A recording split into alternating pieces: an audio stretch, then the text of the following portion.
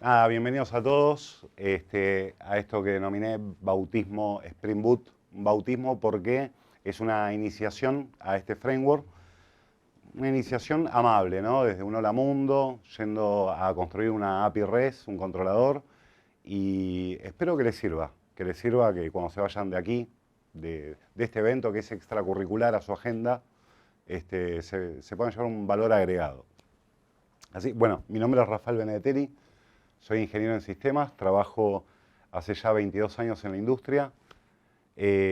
Trabajé mucho para empresas de Argentina como consultor, para Mafra Argentina, Techin. Hice proyectos para afuera, como ven, Ecuador, Unión Europea, la Villa de Luxemburgo. El último periodo hice más proyectos para lo que es España, para Madrid. Por ejemplo, para el Banco La Caixa, que es un banco de Barcelona, pero bueno, ahí tuve un proyecto en Madrid que me marcó tecnológicamente porque hicimos toda la rearquitectura de microservicios en el banco y eso me tuneó mucho en el tema. Y bueno, hoy en día con algunos clientes en Madrid como Xelio, que es una empresa de energía renovable, mi perfil es Java. Java, cuando conocí Spring Boot en el año 2018, me pareció buenísimo. Yo venía trabajando con J12E en los años 2000, JSP, Java Server Faces y toda esa pila de tecnología. Y me parece que Spring Boot le sacó lo bueno a todo eso y lo reunió en un solo punto. Y eso ahí convergemos todos los programadores Java y está muy estandarizado. La verdad que uno abre un proyecto de Spring Boot en cualquier empresa y siempre más o menos se encuentra con lo mismo, ¿no? Siempre con un agregado humano, con una buena predisposición para lo que es el diseño y la arquitectura, pero está muy estandarizado. Y es una muy buena tecnología, es una plataforma de muchísimas librerías. Spring Boot Spring en realidad es un mundo hoy en día. Tienen Spring Batch para hacer proceso de migración por lotes. Tienen Spring Cloud, Spring Reactive, que está muy bueno. Les propongo que los que se están metiendo en programación reactiva también se metan en ese mundo, porque Spring lo maneja buenísimo y muy fácil.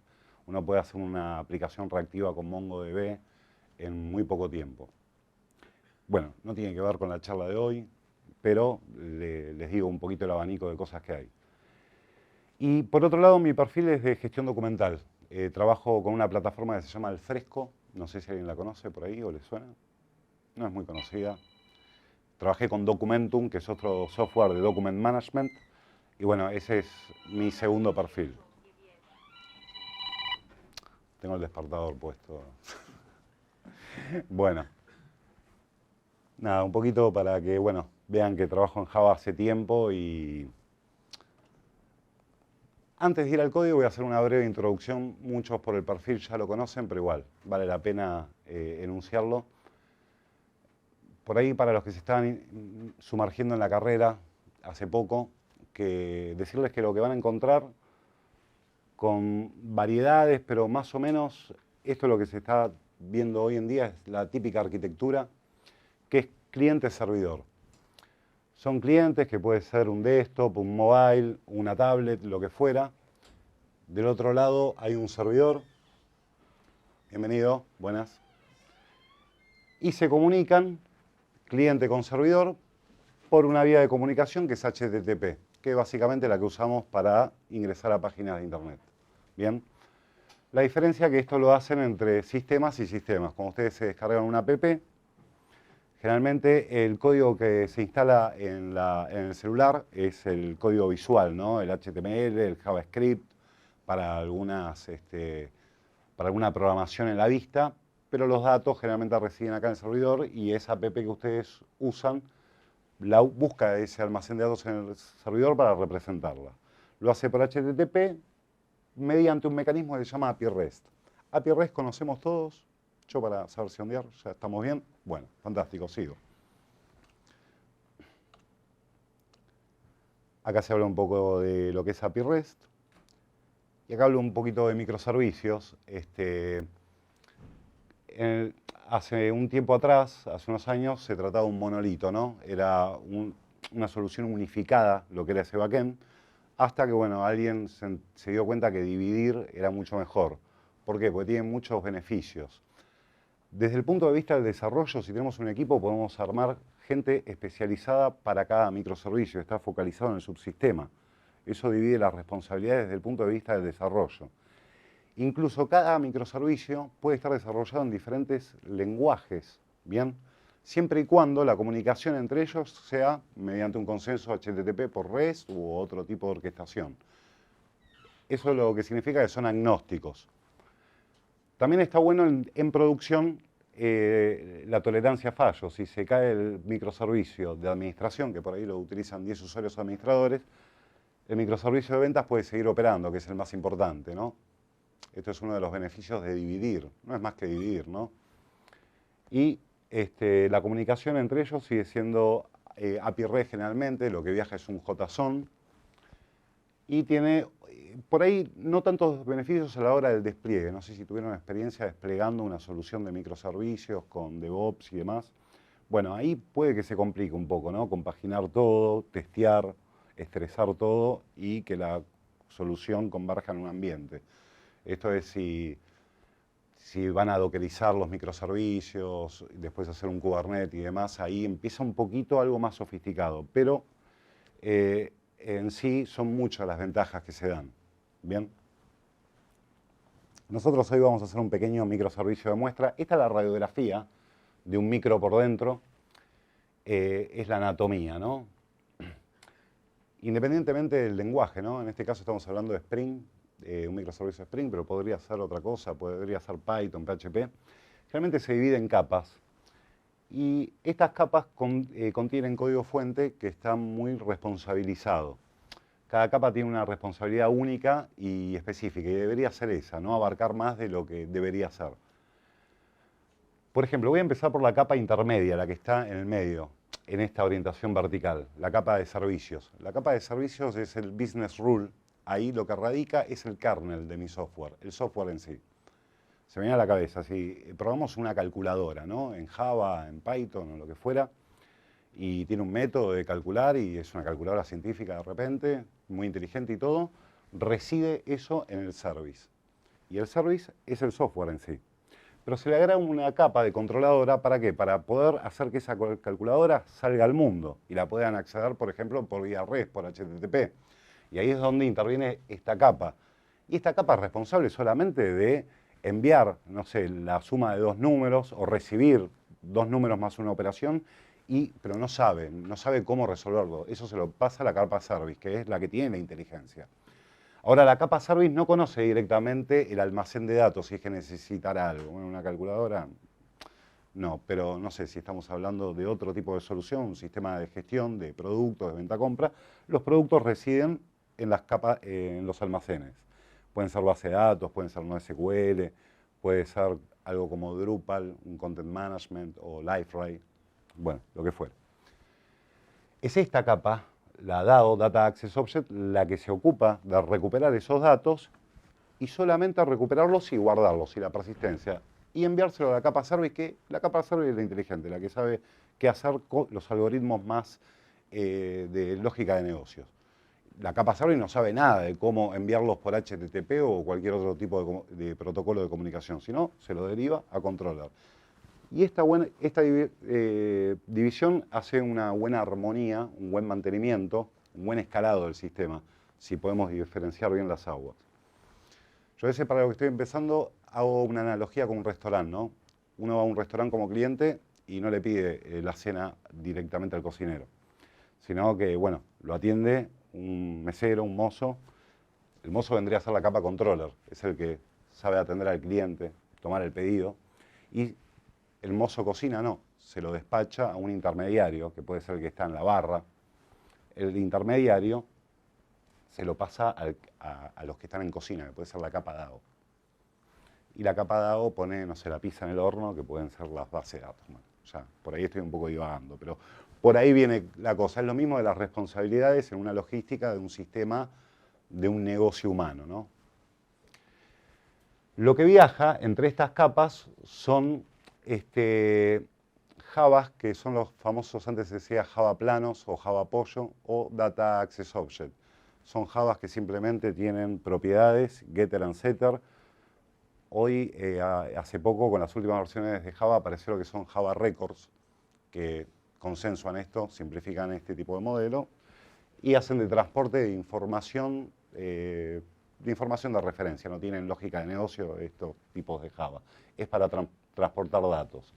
Según la envergadura del proyecto, acá puede diferir, ¿no? Hacen un modelo de datos específico para cómo presentarlos, porque si tienen que mandar un dato con una fecha, la fecha puede tener un formato ISO específico según el país.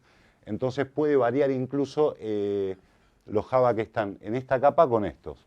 Y las entities, que es el modelo definido específicamente para la persistencia. En el medio del proyecto paralelo y que cruza todo, tenemos obviamente clases de tipo helper, componente, utilidades varias. Y es una forma de resumir un poquito una arquitectura simple interna, ¿no? Es como un pantallazo. Bien, vamos a iniciar un proyecto Spring. Van a ver lo fácil que es. A ver, primero, ¿alguna duda con esto? ¿Alguien quiere aportar algo? ¿Vamos bien? ¿Sí? Buenísimo. Bueno, voy a iniciar un proyecto Spring. Es muy fácil hacerlo porque hay un asistente web. Uno pone Spring Initializer, es la primera página. Y simplemente tiene que completar un pequeño formulario, unos datos. Primero vamos a utilizar el lenguaje Java. Y tenemos dos tipos de constructores como opción, ¿no? Está Gradle y Maven. Yo voy a utilizar Maven. ¿Por qué? Porque es lo más estándar. No es que sea mejor que Gradle. De hecho, Gradle tiene un poquito más de performance para lo que es la descarga de dependencias. Pero Maven es más estándar, ¿no? La verdad que su uso es un 70-80% a 20%. ¿Todos conocen más o menos lo que es un constructor de proyecto como Maven? ¿Sí? Bárbaro. Generalmente nos conviene dejar la versión que nos propone, que es la más estable. Las otras son Milestone y Snapshot. Y acá tenemos que completar unos datos de carátula del proyecto. Vamos a poner un nombre al proyecto, le vamos a poner bautismo, ort. Vamos a poner una descripción un poquito más coloquial, Spring Boot ort. Vamos a hacer que pertenezca a un grupo de artefactos, un grupo de proyectos, que va a ser edu.ort.spring. Bien. Eso que puse el grupo lo puse con una nomenclatura especial. Si ven, es como un nombre de dominio, pero reverso. Generalmente así es como se escriben los paquetes o los grupos de proyectos de Maven. Si lo dan vuelta sería spring.org.edu. Si fuese comercial hubiese puesto com, si fuese, bueno, de otra naturaleza, otro acrónimo. Tengo dos tipos de empaquetamiento una vez que ejecute el proyecto. Tengo el tipo jar y el tipo war. ¿Alguien que se anima a decir cuál es la diferencia? El war lo tenés que cantar con un Tomcat, ¿no? Y el jar viene con el Tomcat embebido. Muy bien, ahí está la respuesta, bien sintética, nada más que agregar. Bueno, le puedo agregar que sí, Spring, cuando uno ejecuta, tiene un Tomcat embebido que levanta y es el que escucha en el puerto 8080 por default, ¿no? Opcionalmente también puede funcionar con otros servidor un poquito más ligero como Yeti, ¿bien? Y Undertow, que es otro tipo de servidor bastante bueno para lo que es comunicación no bloqueante. Y lo que es reactivo lo utiliza con Netty, ¿bien? Que es el equivalente de Yeti pero para programación reactiva, es bastante performante. Bueno, esta es la versatilidad que tiene Spring para poder utilizarse con diferentes tipos de tecnologías, en este caso servidores. Si nosotros en nuestra compañía tenemos un Tomcat ya homologado por seguridad, desplegado y bueno, ya muy automatizado, podemos esperar que sea un war para desplegar ese artefacto war y bueno, desplegarlo en el Tomcat. Vamos a utilizar jar, que es lo más simple. Vamos a darle Java 17 para que no sé si se marearon un poco con las versiones Java por ahí. Sí, nos pasó todo. Fácil, cada 3 años Java saca una versión LTS, Long Time Support. Pero de esos 3 años, cada 6 meses va sacando una versión un poquito más periódica, con algunos cambios. Pero cada 3 años son las grandes. Y las que ven acá que se propone son las grandes, las Long Time Support. La 8, que ya, bueno, está un poquito viejita, pero todavía, como saben, en la empresa se sigue utilizando muchísimo. Uno va a veces y está la 7. Sí, total. Y las migraciones son complicadas y algunos se estancan por un tema de seguridad, de homologar y demás. La 11, que bueno, fue la última estable durante mucho tiempo. La 17, que es la corriente y es la que soporta Spring Boot 3, la última versión del framework. 17 es requerida. Y la 21 que acaba de salir hace poco, hace unos meses nada más. Vamos a tener la 21 por un tiempo, va a ser la 22, 23, 24, pero bueno. Y acá le agregamos unas dependencias. Una muy importante es Spring Web. Esta dependencia, este grupo de dependencias que acabo de agregar es la que me va a permitir tener capacidades de HTTP, de generar una API REST a partir del framework de Spring. Y otra dependencia que me gusta mucho utilizar, aunque ahora tenemos los Java Record, es Lombok. Levante la mano quien ha trabajado con Lombok. Bien, buenísimo. Veo que mucha gente. Mi opinión personal, yo prefiero Lombok ante lo que es Java Records, por la versatilidad, las capacidades que tiene, y el tema de Java Record que tiene un problema. No sé si alguien sabría decirlo. Tenés que anotar todo. Tenés que... Anotar todo el código te va a quedar sucio. Sí, y un problema muy grande que tiene es el de la herencia. No soporta herencia. Y es verdad que cuando creamos DTOs o modelos, necesitamos herencia. Entonces el Java Record queda un poco limitado. Por ahí al principio necesitamos un récord, pero el día de mañana queremos escalar por alguna cuestión y queremos simplemente hacer una herencia, y bueno, tenemos un problema. Por eso yo sigo utilizando lo que es Lombok, para reducir código repetitivo. Bueno, pero es un poquito personal. Bueno, nada, se descarga el proyecto, acá como lo ven, bautismo RT, lo voy a llevar acá a una carpeta, lo voy a poner en el C2, puntos, en la raíz. Ahí está. Y, bueno, lo voy a abrir desde cero, así lo ven. IntelliJ. Este es un muy buena idea de Java. Yo trabajé en un tiempo mucho tiempo con Eclipse, ¿no?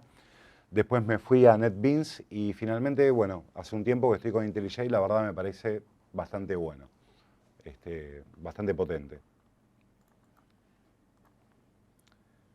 Vamos a abrir ese proyecto que yo descargué, que generé con la página bien simple.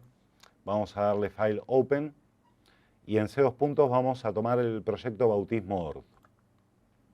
Vamos a decir que vamos a confiar en el proyecto, lo abrimos en esta misma ventana.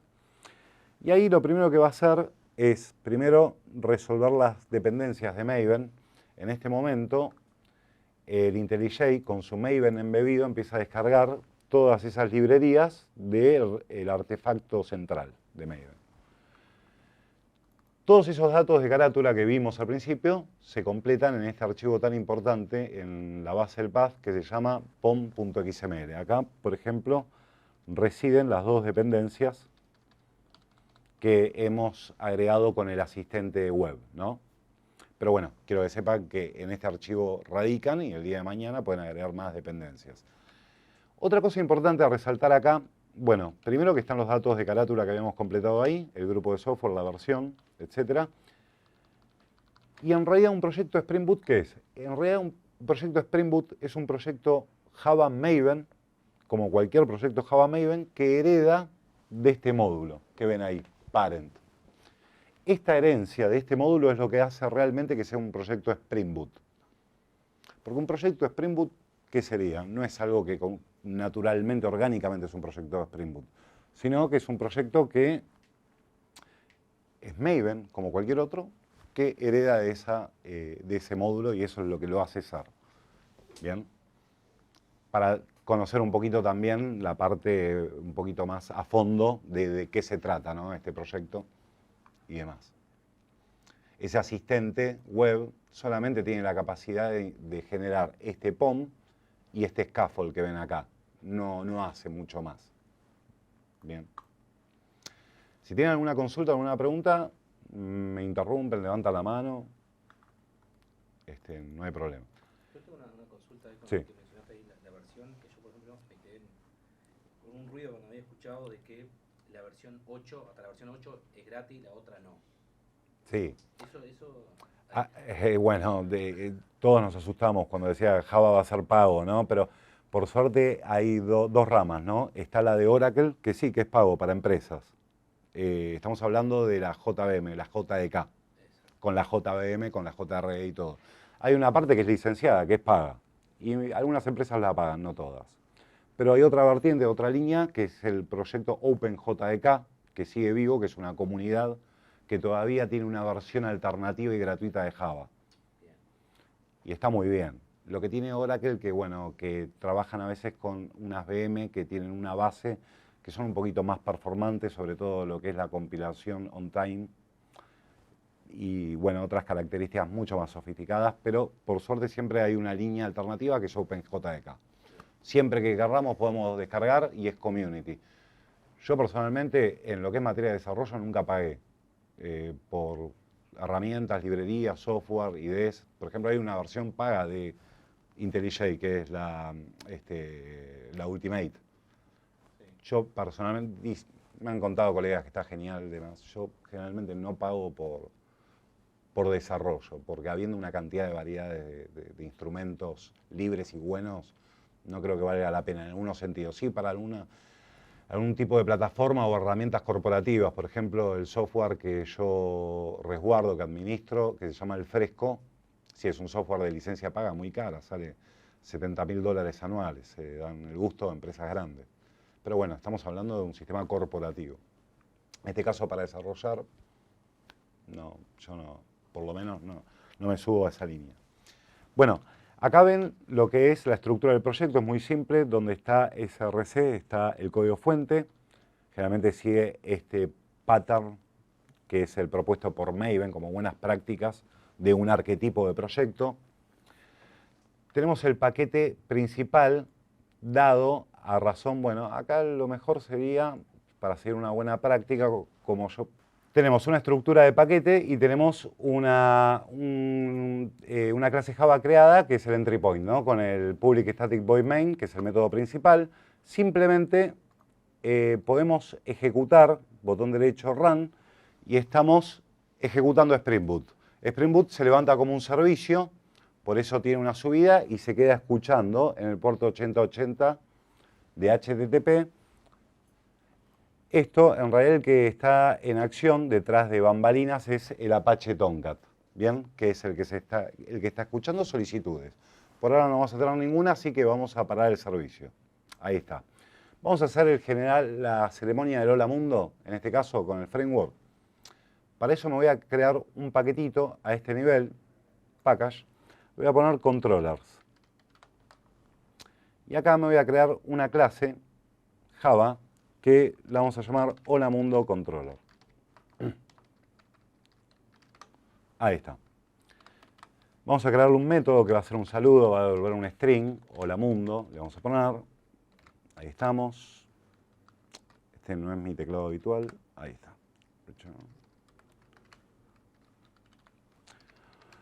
Hola Mundo Spring Boot. Ahí va. Hasta ahora lo que ven es una clase Java normal, como cualquiera que hayan visto, bien, que programan fuera de Spring Boot. Pero en el momento que le empiezo a decorar con algunas anotaciones, esta clase empieza a adquirir cierta facilidad para exponerse al mundo externo. Por ejemplo, la primera anotación va a ser REST Controller. Esto le da la facultad a la clase de exponerse, como decía, al mundo externo a través de HTTP. ¿Y qué es lo que va a exponer? Va a exponer sus endpoints. Cada endpoint que se libere por REST va a ser equivalente a cada método que se implemente dentro de esta clase. Este método lo vamos a exponer por REST utilizando getMapping. Bien. ¿Por qué mapping? Porque mapea la ejecución de este método con un endpoint de API REST. ¿Y por qué get? Porque lo va a hacer a través del verbo get de HTTP. Porque podría ser post, podría ser delete, podría ser put, patch, bien, option, bueno. En este caso va a ser por get. Y lo vamos a nominar, le vamos a dar un nombre a ese endpoint, para que cuando se alcance por una web, por ejemplo, se machee, se bindee con este método y se ejecute el contenido. En este caso le vamos a poner saludo, por ejemplo. Bien. Una práctica es ponerle la barra acá. Ahí está. Y con eso solamente ya obtuve directamente un Apache Tomcat subido con una API REST alcanzable que se pueda ejecutar. Como lo van a ver ahora. Hago localhost, que es mi máquina, en el puerto 8080, saludo. Y ahí tengo la respuesta. Quiere decir que alcancé el método por este alias que se llama saludo, que está publicado acá, y se vendió. Todo esto, como ustedes vieron, lo hice, salvo el corte que tuvimos de la máquina, por 2-3 minutos. Si hay gente más grande, no sé si hay gente arriba de 40. Sí. Bueno. Esto en una época tardábamos 2 jornadas en poner a punto un Apache Tomcat en la versión 2.0, configurar una web app, desplegarla, que funcione. La verdad que había que hacerlo a pulmón y Spring Boot tiene esta facultad que lo hace en un segundo. Por ahí es difícil de apreciar, ¿no? Como los chicos por ahí no aprecian, es normal conectarse y hablar por WhatsApp con, no sé, con Japón, pero en una época para los que usábamos el teléfono decíamos, es increíble. Bueno, esto es fantástico. Hay que tener un poquito de conciencia de cómo se solucionan este tipo de cosas. Ahora voy a ir un poquito más allá y voy a permitir que este endpoint reciba un input, un valor. ¿Bien? Entonces, en Java voy a poner nombre. Nombre de la persona a la que se saluda, va a ser un saludo más personalizado. Vamos a poner nombre. Y necesitamos 2 cosas. Primero, mapear ese input que va a entrar con un alias. En este caso le vamos a poner una variable, vamos a poner un nombre, igual a cómo se llama el parámetro, y le tenemos que dedicar una anotación más, que es path variable. ¿Por qué path variable? Porque va a ser un argumento, un parámetro que esté después del dominio de la URL del endpoint, que va a ingresar con el formato de path variable. ¿Por qué? Podría ser otro formato. ¿Conocen alguno otro? Query Param. ¿Qué tiene Query Param? Que tiene otro tipo de nomenclatura. Generalmente lo habrán visto mucho en las páginas web, es de este estilo. Página.php, signo de pregunta, user igual Rafael. Este es el famoso Query Param. Pero el que estamos usando es el path variable. Se mete el dato directamente y no tiene una key que lo referencie. Cae el dato puro. En este caso, el poder de Spring va a hacer que se bindee entre este path variable y este parámetro que está acá. Entonces, vamos a hacer el saludo personalizado. Voy a reiniciar Spring Boot. Cada cambio que hago, al principio tengo que reiniciar. Y no pasa nada, levanta rápido. Pero cuando el proyecto empieza a crecer mucho, hay librerías. Hay una que se llama DevTools, que la incorporan como una librería de Maven y automáticamente tiene un hot reloading de clases. Trabaja algo así como JRebel o alguna de ese tipo de cosas que directamente no necesitan reiniciar el servidor. Ahí va. Entonces saludo, ahora puede recibir un parámetro, le vamos a poner Rafael Benedetelli, que es mi nombre. Y el saludo es más personalizado. ¿Bien? Vamos a hacer ahora, que ya tenemos una noción de cómo trabaja un endpoint en Spring Boot, vamos a hacer algo un poquito más sofisticado, que es gestionar un recurso. API REST generalmente es una librería de endpoint que está focalizada a gestionar un recurso. ¿Qué es un recurso? Por ejemplo, usuario. Una API REST para gestionar un usuario. ¿Qué hace? ABM, alta, baja, modificación y recupero de usuario. Entonces me da 4 endpoints, por ejemplo, para crear un usuario, borrarlo, modificarlo y recuperarlo. Vamos a hacer algo así. Para eso me creo un paquete, para seguir la buena práctica, que se llame Services. Perdón, no, estoy en otro lado. Model. Dentro de Model, que va a ser el modelo, lo pueden encontrar como domain, ¿no? Ese paquete, hay diferentes nombres. Vamos a ponerle team. Un team, un equipo de fútbol. Vamos a ponerle un ID. Vamos a agregarle un nombre. Bien, y va a quedar así. Ustedes saben que por encapsulamiento este tipo de clases tienen que tener los métodos accesores, getter y setter. Con IntelliJ es muy fácil hacerlo, botón derecho del mouse, y los puedo generar sin ningún tipo de problema acá en Generate, Getter and Setters, y listo, ahí los tengo. Sin embargo, con Lombok me puedo omitir este código fuente que es repetitivo, redundante, que siempre lo hacemos cuando tenemos este tipo de clases, y lo puedo cambiar por estas anotaciones, Getter y Setter. Bien. Y esto me va a generar automáticamente los métodos Getter y Setter. Por ejemplo, voy a hacer una prueba. Desde acá, fuera de contexto, voy a crear un team acá.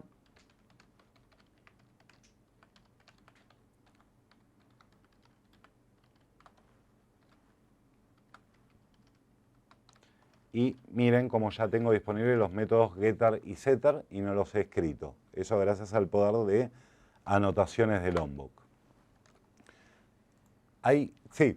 Una consulta ahí en esta clase de team, el IDS lo elegiste no primitivo por alguna razón. Buena pregunta. A ver, yo a veces se suele utilizar generalmente algún wrapper para que sea un poquito más robusto por algún tipo de excepción que el entero, que es un poco maniable, digamos. Por eso hace un tiempo que se empieza a jugar con los wrappers para este tipo de datos. Sobre todo para hacer conversiones entre tipos de datos y demás, es un poquito más manejable. Antes Java nació como un lenguaje que tenía int, long, short, byte, pero eso Java se creó en el año 95 por un tema computacional. No teníamos recursos de hardware y teníamos que ahorrar declarando un byte porque creíamos que no iba a crecer. Hoy se puede dar un poquito más de rienda libre pues, bueno, estamos bajo otro tipo de hardware, ¿no? Entonces, pero está bien, buena pregunta. Sí. Había algún conflicto con Spring de por sí, de que no aceptaba primitivo. No, tranquilamente se le puede poner int. Long sería lo más atinado para una ID, aclaro, ¿no?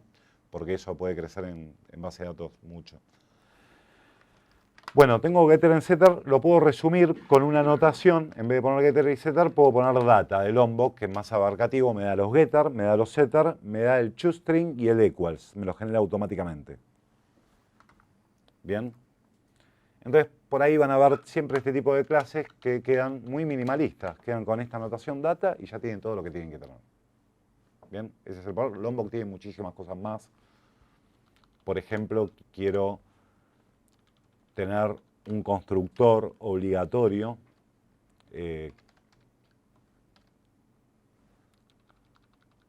por ejemplo, le puedo poner esta anotación y si hago non-null de esta, ojo, no es not null, es non-null de Lombok, estoy especificando que esta clase va a tener un constructor que obligatoriamente se va a tener que suministrar ese campo, name. Si quisiera que se suministren los dos obligatoriamente, tengo que anotar a los dos con non-null. Y para eso, si quiero que todos los atributos de mi clase sean suministrados en momento de instanciación, directamente le puedo cambiar la etiqueta por esta, all ours constructor. Y me va a requerir todos los fields que están. Bien. Está muy bueno Lombok, pueden ir a la página, yo les tiré más o menos algún popurrí de las más utilizadas, pero está bueno. También hay una que se llama Builder. Esa está buena porque es un nuevo pattern de cómo crear objetos, pero también, ojo, que a veces puede haber problemas. Puede caer en problemas lo de Builder. No sé si saben más o menos de qué hablamos, pero es para crear, no por constructor, sino estáticamente a través de un método Builder un objeto. Y tiene muchísimos más, la verdad, y tiene unas experimentales que son un poco exóticas, que bueno, nada. ¿Qué ventajas te da eso? ¿Eh? ¿Qué ventajas da Builder? Lo de Builder, a ver, es una modalidad más que una ventaja, en realidad es un pattern para crear objetos a partir de un proxy, que reside en la misma clase. Era algo parecido al famoso singleton, parecido, porque el singleton devuelve siempre la misma referencia. Pero bueno, creo que es un poquito más de moda que otra cosa, no tiene gran ventaja. Bien. Bueno, vamos a crear entonces, acá ya tenemos el modelo y vamos a crear un controlador para gestionar este team. Voy a ir a New, Java Class. Esta es la nomenclatura que se suele poner, varían, pero generalmente esta es la línea Team REST Controller. ¿Por qué? Porque va a ser un controlador para gestionar el recurso Team, va a ser de tipo REST y va a ser un controlador. Si fuera SOA sería Team SOAP Controller. Otro mundo, algo que no queremos ver. Bien, esto es lo primero que vamos a hacer, como ya sabemos, la voy a decorar con REST Controller y le voy a generar tres métodos, uno para crear, uno para recuperar y otro para eliminar. Vamos con el primero para recuperar un team por ID. Voy a poner team, find by ID. Esto vamos a hacer obviamente que me ingrese una ID por parámetro. Esta es la típica búsqueda que van a encontrar en un controlador REST, es buscar el recurso por su identificador único. Vamos a ponerle null provisoriamente y vamos a crear otra que me devuelva una lista de equipos. Team, ahí está, list all. Estos son los nombres más populares para este tipo de métodos, puede variar también. Bien, vamos a crear un post, vamos a ponerle void create one, vamos a poner, acá en este caso lo que me tiene que suministrar el usuario es un team completo. Ahora vamos a ver, por ahí hay dudas, pero vamos a ver. Estamos haciendo el típico ABM, alta baja modificación. Y finalmente vamos a poner un delete.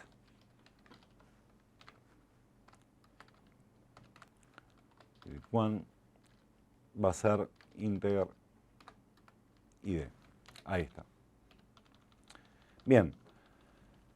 Para poder utilizar esto voy a empezar a declarar un almacén de datos provisorio, ¿no? Bueno, vamos a hacer conectividad con base de datos. Lo que me voy a valer es de un array que voy a crear de equipos. Vamos a poner all teams, new. Vamos a hacer que sea de array list. Y acá vamos a generar un almacén provisorio.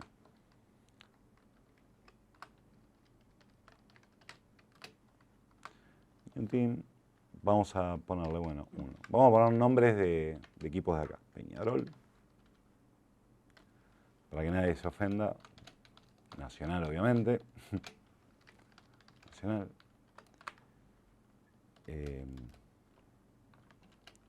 Bueno, hay un tercer equipo que va a ser, a ver si tienen alguna idea. Nacional Peñarol, estoy de fútbol, estoy medio... Danubio. Ahí está. Fantástico. Listo. Bien, creo un almacén. Esta es como mi pequeña base de datos que la tengo acá en memoria. Bien. Y acá simplemente voy a implementar el más fácil de todos, que es recuperar toda esa lista de equipos, all team list. Este método, obviamente, me recupera una lista de todos los equipos que están, pero para exponerlo al mundo y que funcione, lo tengo que mapear, como hacíamos antes, con getMapping. ¿Qué nombre le voy a poner? ¿Qué nombre se les ocurre? Recuperar equipo, get my teams. Teams, bien. Teams, porque el recurso se llama team en singular, equipo, pero se expresan la nominación de los endpoints con plural. El nombre del recurso en plural por buena práctica y por convención. Y la convención es de lo que está agarrado API REST. Porque API REST no es un gran invento, no inventaron la pólvora, no es un protocolo de comunicación ni nada por el estilo, sino que es una convención, es alguien que hizo una buena tesis de HTTP y pudo converger en una serie estandarizada de verbos, métodos y cómo llamar a los recursos. Algo de lo más importante que es API REST es cómo documentarlas, cómo expresarlas, cómo nombrarlas, porque hoy en día hasta ahí, ustedes saben que hay webs como Swagger, que está basado en OpenAPI, que te genera incluso el código fuente. Uno puede hacer la famosa técnica de lo que es API First. Puede crear el API REST y a partir de ese API REST se puede generar código automáticamente en diferentes lenguajes, hay como 20 soportados. Y te genera el cliente que lo consume. Lo importante de esto es tener buenas prácticas para generar una API REST de madurez nivel 4, 5. Hay diferentes niveles de madurez según la feature que incorpore. Lo básico y lo mínimo que se espera que estén bien nominados la nomenclatura de los endpoints. Bien, entonces se va a llamar Teams. Se va a llamar Teams igual, por ejemplo, que este método que va a recuperar un team. ¿Y qué es lo que lo diferencia a este método de este? Recupero uno. Que uno recibe el ID. Entonces, yo veo que son los dos, están expuestos por GET. Los dos se llaman Teams, pero lo que lo diferencia uno a otro, que uno recupera ID. Entonces, eso es lo que hacen que sean dos endpoints diferentes. Esto es como un poco la sobrecarga de métodos en Java. Mismo nombre, mismo todo, pero uno recibe una cantidad diferente de parámetros. Eso lo hace diferente. Y por ejemplo, cuando nomine create one, y lo voy a hacer ¿con qué verbo? API post. ¿Por qué? ¿Por qué por post? Porque hace un post. Claro. Y acá te doy la apuesta. ¿Se podría hacer por put o por get? Sí. ¿Y por qué se hace por post? Por convención. De eso se trata API REST, como para resumir. Así que, fantástico. Igual los datos por post no son visibles. En el payload no. A ver, uno puede mandar datos en HTTP por GET y por POST en el header y no es visible. Y el payload es seguro, está encodiado. Es un encoded package, es lo que llama, lo que viaja en el payload. ¿Es hackeable? Sí. Imagínate si voy por HTTP tirando datos planos por POST en payload. Totalmente middle in the man in the middle, chau, los casó. Pero viajan encodiados, encurroleados, hay una palabra bien de eso. Es un poquito más seguro que el GET, obviamente, porque el GET están ahí, se ven en la address, así que bueno. ¿Y qué nombre le voy a poner a este endpoint? Teams. ¿Y qué es lo que lo diferencia a este endpoint de este que está acá? El verbo HTTP. Esto es como sería una sobrecarga de método. Uno va por POST y otro va por GET. ¿Bien? Y finalmente el delete, ¿cuál será? Por lógica, delete. Delete mapping. Teams. Bien. Entonces vamos a codificar un poco. Te faltó El ID, obviamente tengo que, si no borro toda la base de datos directamente. Un problemón tendría. ID. Bien, vamos a codificar algunos de estos rápidamente. Voy a buscar uno por ID. Lo puedo hacer de la forma tradicional, lo puedo hacer por lambda. Hoy se utiliza mucho esto, lo que es la programación funcional. Vamos a hacer all teams. Vamos a hacer un filter donde el team team.getID va a ser igual a este ID. Vamos a tomar el primero de estos. Vamos a hacer esto, pum. Voy a tener un optional y no está mala la idea de mandar un optional. ¿Por qué no? Bueno, no voy a mandar un optional, voy a mandar un find optional if present. Voy a poner así, presenta. Ahora el centro, vamos a hacer la más fácil de todas. Y ahí está, return. Truc. ¿Alguien no entiende esto? Lo explico rápido. Lo separo ahí en 3 términos como para que se esclarezca. ¿Alguien que no lo entendió y no se anima a preguntarlo? Bueno, nada, lo explico igual. Todos los equipos lo paso a un cartucho de tipo string que me permite utilizar programación funcional, es el primer paso. El segundo es filtrar los elementos que están dentro de este equipo por el ID, bien, que me pasaron por parámetro y por el ID del equipo. Acá me falta una anotación, ¿cuál es? Que me lo olvidé. Path variable. fantástico. Y lo último es un poquito más, lo más complicado de entender, path variable, que lo que hace lo último es de esa lista reducida, que son los que tienen la concordancia del ID, dame alguno de ellos. Generalmente es uno, porque su ID es único, entonces no me va a dar más de eso. Y si no está presente ese dato, porque eso me devuelve un option. Un option es un wrapper donde puede haber algo dentro de la caja o no. En ese option, si no hay nada presente, tira una excepción. Esto se puede hacer un poquito más sofisticado, tirando una excepción especializada, ¿bien? Y después ya con un handler de excepciones de Spring se puede ir mapeando excepciones con tipo de respuesta de código. Bueno, se puede hacer esto es mucho más avanzado, pero bueno, Spring permite empezar a evolucionar, a madurar la solución del microservicio. Y finalmente se vuelve el team. En este caso, como es un bautismo de Spring, estoy devolviendo a un equipo directamente al mundo, así como viene. Generalmente no se hace así, sino que se envuelve en un objeto, de tipo wrapper que va a tener más información que el equipo, sino información del protocolo de comunicación. Por ejemplo, el código de estatus, 200, 201 cuando fue creado, etc. Bien. Hice una excepción también, devuelve otro tipo de cosas. Bien. Abajo me falta el path variable. Y vamos a ver un poquito path variable. Y acá, este es un caso distinto a los otros endpoints porque recibe un dato. Recibe un team. Entonces, ¿este dato es de tipo path variable? No. Es un body. ¿Viene en qué lugar de la petición HTTP? En el payload. Entonces, vamos a buscar un decorador que sea del tipo body request body, por ejemplo. Entonces, esta va a ser la inteligencia que tiene Spring cuando el usuario me envíe en el payload un JSON. Spring lo que va a hacer es tomar ese JSON y transformarlo automáticamente en un objeto ya instanciado Java. Lo hace mediante la librería Jackson de por medio, nosotros no lo vemos. Eso es algo también muy potente que tiene. La verdad, esa transformación que en algunos momentos había que hacer la mano, con XMLs encima. No sé si alguna vez alguien usó Apache Digester o cosas así, lo difícil que era. Y acá esto lo hace automáticamente. Encima, si quiero producir los datos, JSON es por default, todo lo que yo también mande va a ser JSON.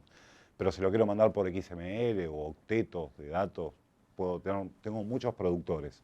Spring Boot es muy potente, es muy fuerte. Es un framework que la verdad que vale la pena meterse. A nivel laboral está súper bien pago. Muy bien y hay mucha demanda de este framework. Y bueno, generalmente los frameworks en sí tienen mucha demanda, ¿no? Las empresas, IT quieren profesionales que sepan dominar bien un framework.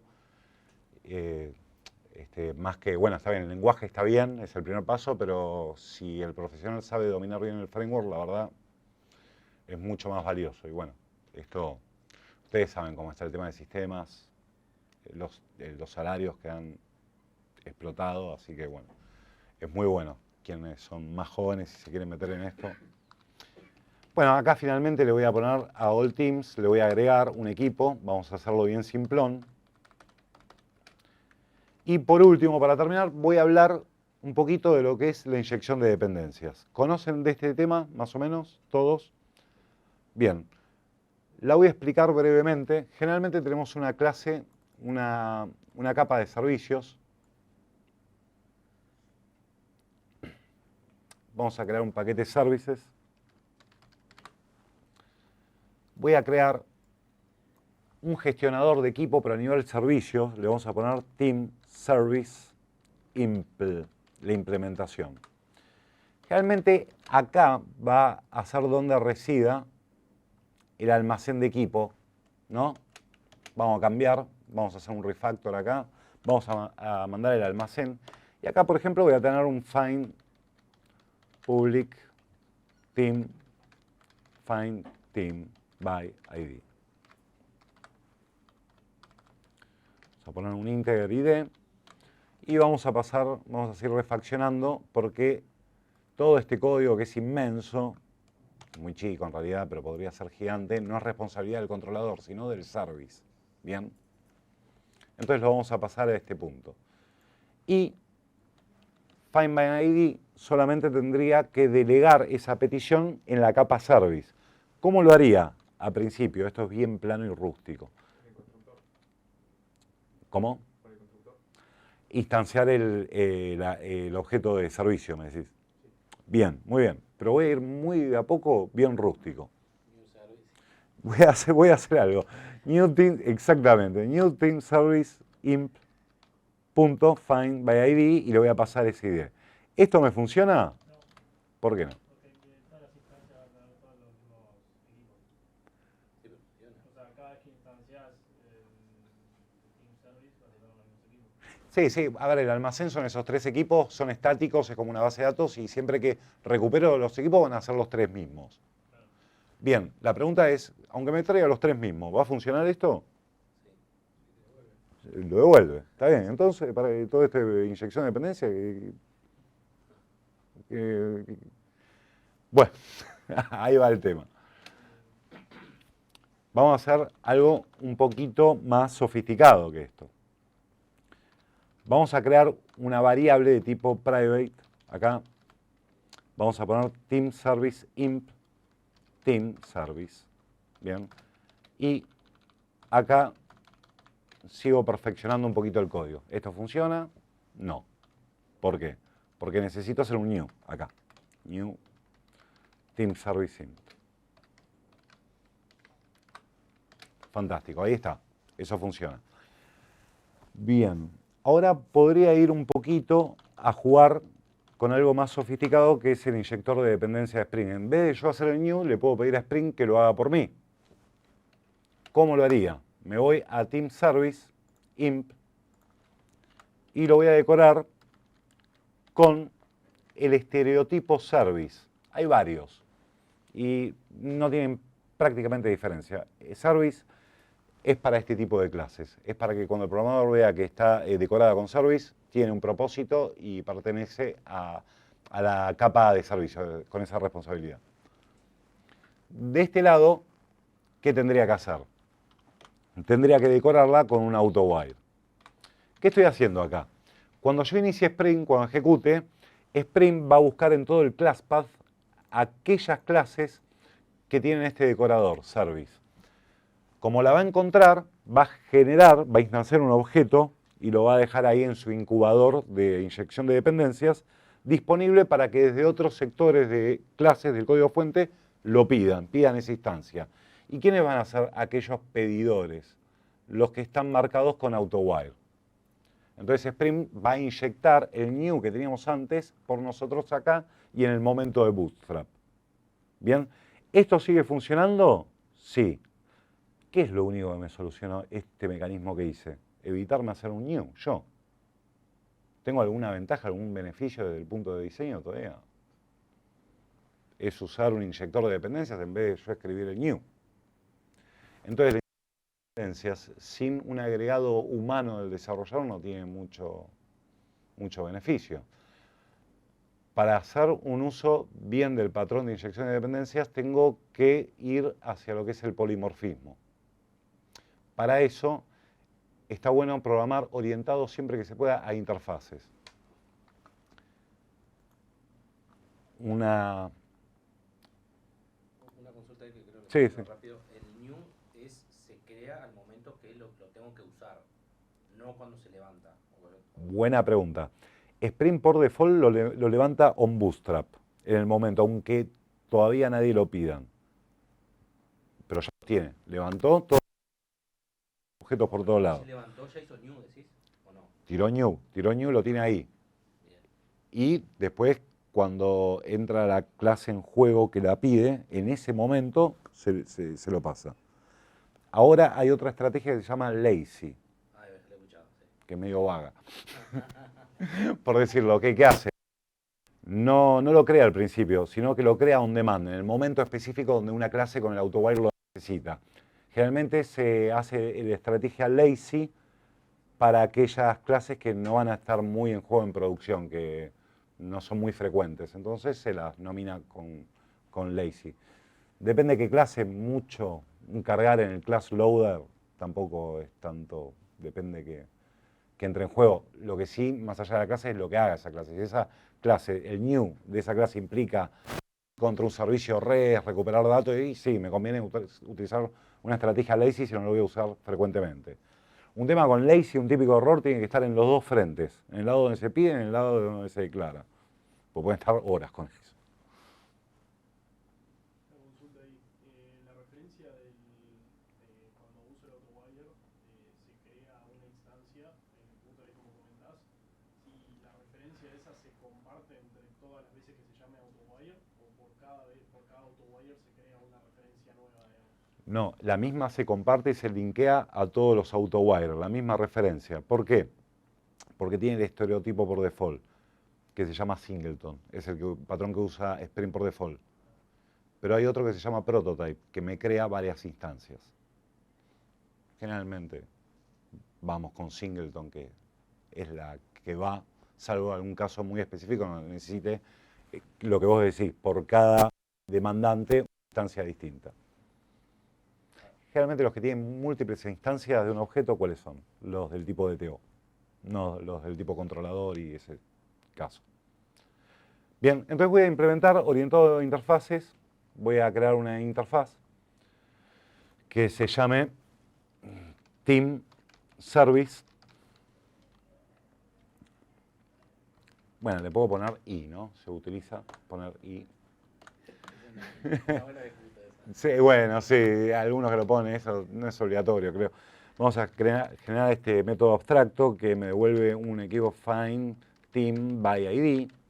Obviamente no va a tener contenido ese método. Pomba. Si voy acá, ya tengo este método, a ver que sea exactamente igual. Este recibe un ID. Uf. Ahí está. Y este tiene que recibir un ID. Vamos a hacer que esta Service Simple que yo había creado implemente esa interfaz. Bien. En este caso se está respetando el contrato, se implementa ese método que es obligatorio desde la interfaz y ya tengo dos clases jerárquicamente. La interfaz, que es el padre, y el imp, que es el hijo. Entonces me voy acá nuevamente y le saco este tipo de dato para ir al tipo de dato genéricamente más de jerarquía mayor, que es service. Team service, que se llama I. Va. Teclado. Ahí va. ¿Qué sucede? Acá empieza a interactuar la inyección de dependencias con el polimorfismo. Las dos cuestiones al mismo tiempo. Y acá es donde está la potencia, la ventaja. ¿Por qué? Spring va a buscar esa clase que está decorada con service, va a crear una instancia y se la va a inyectar a todos los demandantes, como es este caso con AutoWire. Este demandante es padre de la clase, de la instancia de esa clase, entonces lo va a deducir Spring Boot, se la va a inyectar por polimórficamente. O sea, es el tipo declarado de un padre que puede albergar una instancia viva de hijo. Bien. ¿Qué me permite esto?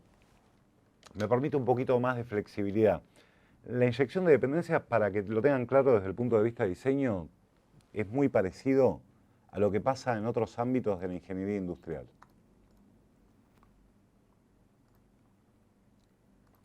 Por ejemplo, compramos una lapicera Parker y queremos cambiar la tinta, es muy fácil. ¿Por qué? Porque abrimos la lapicera, sacamos el cartucho, compramos uno nuevo y lo reponemos.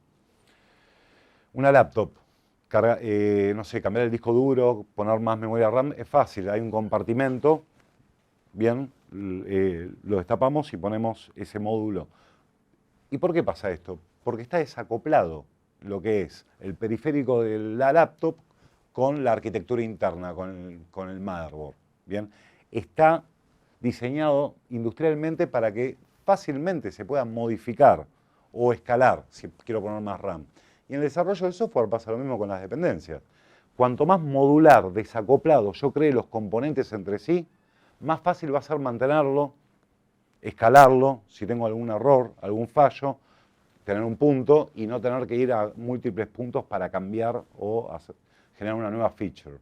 Es por eso que tanto se insiste con la inyección de dependencias y es la forma de que no estén vinculadas dos clases ni se conocen. Trabaja una con la otra, pero ni se conocen. En este caso, al principio sí se conocían, pues yo tenía una referencia sintáctica a new service imp, pero en este caso ya no. Tengo una referencia a una clase que es abstracta, que es una interfaz, donde se va a inyectar por un intermediario, Spring Boot va a inyectar una clase hijo. Entonces ya no tengo ninguna vinculación, ni siquiera sintáctica. Cualquier modificación en la clase imp no va a impactar en el controlador. ¿Bien? El controlador es el jefe de orquesta, es el que mueve todos los hilos. Entonces el día de mañana yo quiero hacer la liga de Argentina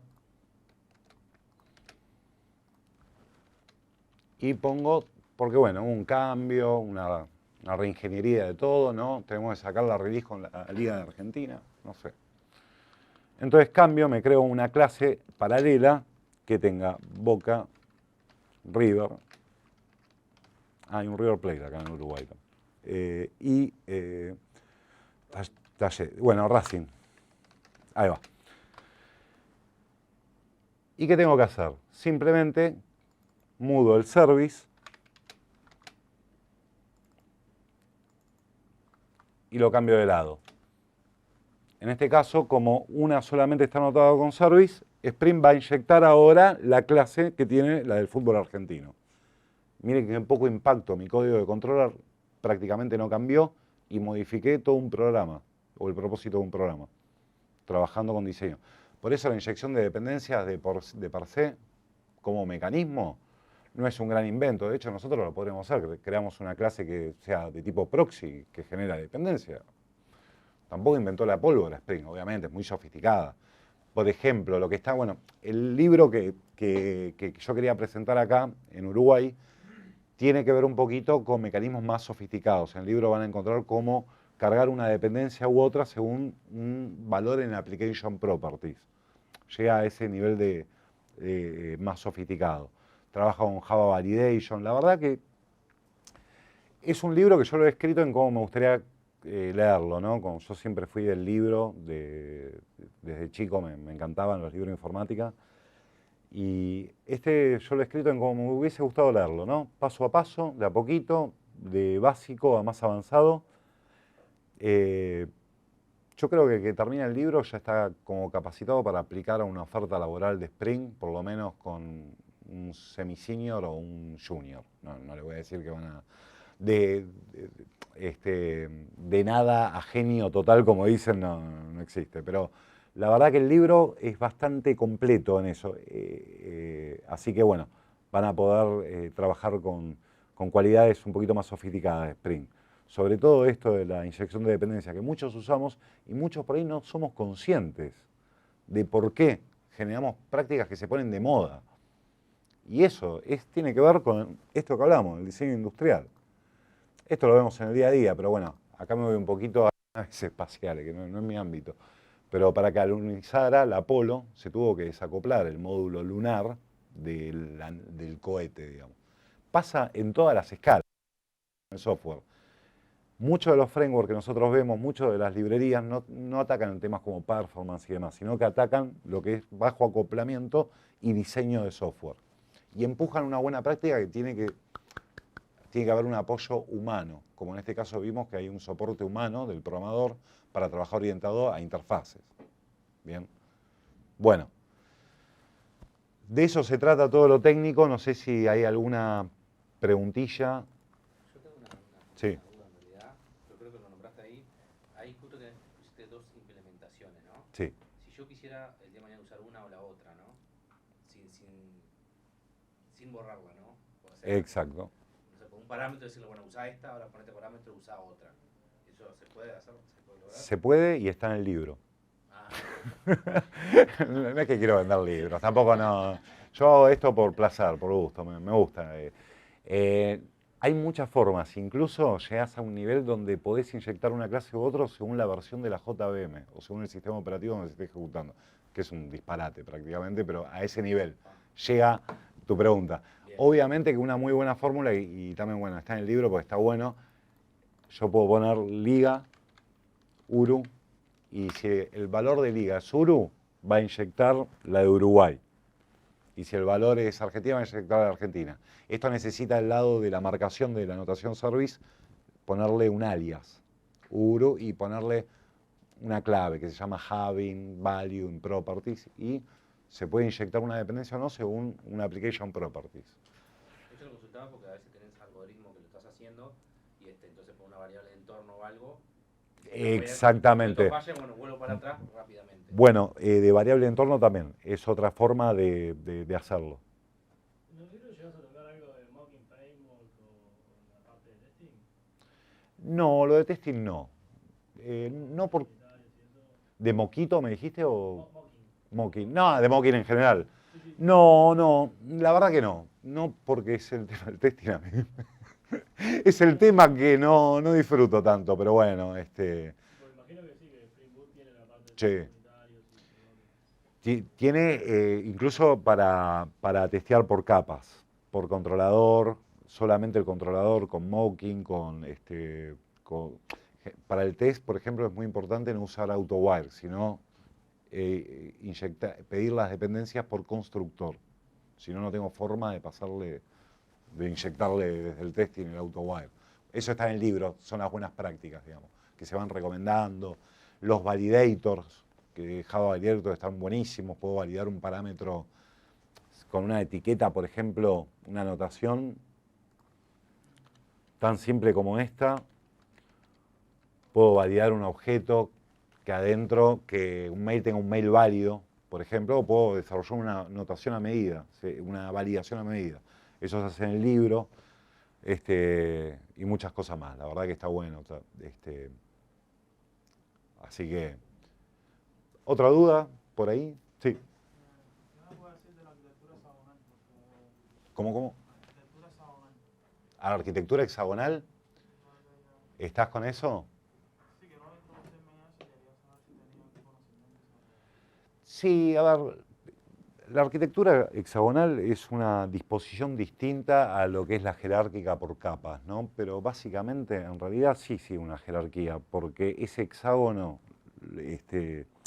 los puertos que se exponen están haciendo como de la capa controladora. No sé si vos eso lo estás viendo para el trabajo o algo. No, puro interés. Sí, te digo, te soy honesto, tampoco me metí mucho con eso. Al punto que me tocó redactar un artículo de qué es eso, hace 5 años, y no le di pelota al artículo que redacté de eso. Para ser honesto, dije, ¿qué hice? Esto es lo mismo, al final con otra disposición, no. Es una forma por ahí de cambiarle el nombre a una arquitectura, ¿no? Por ahí me equivoco también. No sé, otra pregunta, a ver si puedo responder. ¿Alguna duda? Sí. Sí, yo el tema, cuando entra en producción, el tema de la memoria, Sí. ¿no? Porque ahí se maneja, no sé si tenés, 4 de RAM, entonces meter la mitad, o cuál es la mejor memoria que se le puedo meter a la... ¿Que le puedo asignar? Que le puedo asignar, exacto. La pregunta es, si se dockeriza el microservicio, por ejemplo, Sí, eso está bueno utilizarlo con un orquestador de Docker, como, no sé, sobre Kubernetes, pero con Ranger o con OpenShift. Uno puede asignar la cantidad de contenedores con cierta cantidad de memoria, procesador, núcleo de procesador, y que automáticamente cuando sube, no sé, 2 de RAM de consumo, automáticamente reserve más memoria para otro contenedor. Eso está buenísimo. Pueden hacer pruebas con Kubelet y Minikube, si quieren jugar con eso, que está muy bueno. Eso es para automatizar, ¿no? Si no, es Java -jar y levanta directamente el jar en el servidor. exacto. Porque yo uno de los problemas que estoy teniendo es que cuando levanta la memoria, que me queda al 100%, no baja. Pero pará, eso puede ser un memory leak. El memory leak es la gotera. Es la gotera que se va llenando. ¿Por algún lado ese software es muy grande o es una prueba? No, en realidad ahí lo que se está haciendo, que no sé por qué se me lo así, pero por ejemplo una de las cosas que justo ahí fue el dolor, es que se agarran un archivo de una base de datos bastante grande y se va generando un Excel en el mismo servidor. Todas esas cosas. Esas cosas, sí, sí. Memory leak, eso por falta de cerrar algún recurso y eso se va, primero va tomando el 10%, 20, 30 y se va tomando la RAM. Es un error muy común de los sistemas de producción. Si estás llegando a ese nivel de memoria y no baja hasta que reinicias el servicio, sí, bueno, de hecho acá en Febertel teníamos, con la consultora teníamos un sistema que lo teníamos, pedíamos, reinícienlo 4 veces por semana. Ya no podíamos seguir con la pista del memory leak. Y si es un sistema muy grande, ¿dónde está la gotera? Generalmente puede ser por algo muy tonto, que es, no hay un final y un try with resources, que cierra un recurso. Esa tontera te puede generar una gotera que... Pero eso entonces la única solución es buscar dónde está la gotera Y cerrar la canilla, es un tema de plomería. Claro. Bueno, gente, espero que les haya gustado. Nada, les presento un poquito el libro. Es este. Lo pueden conseguir en Amazon y si no, mañana van a ver 5 ejemplares acá en la universidad. Es a color, con buen gramaje, está bastante bien y bueno, tienen todo. Tienen la integración con Postgres, la capa de persistencia, los wildcards para recuperar datos. Está muy completo, es un microservicio que ustedes pueden generar de cero, bien, en adelante y está muy bien, el libro está muy bien. No porque lo he escrito yo, sino porque realmente plasma los contenidos que son para mí los fundamentales para desarrollar un microservicio. Obvio que después hay mucho más, pero si ustedes quieren una guía de arranque fácil, adelante. Lo pueden googlear, está en Amazon o está en tapa blanda, va a haber 5 ejemplares mañana acá. Lo pueden pedir a la facultad y demás. Bueno, muchas gracias por acercarse, la verdad para mí, gracias.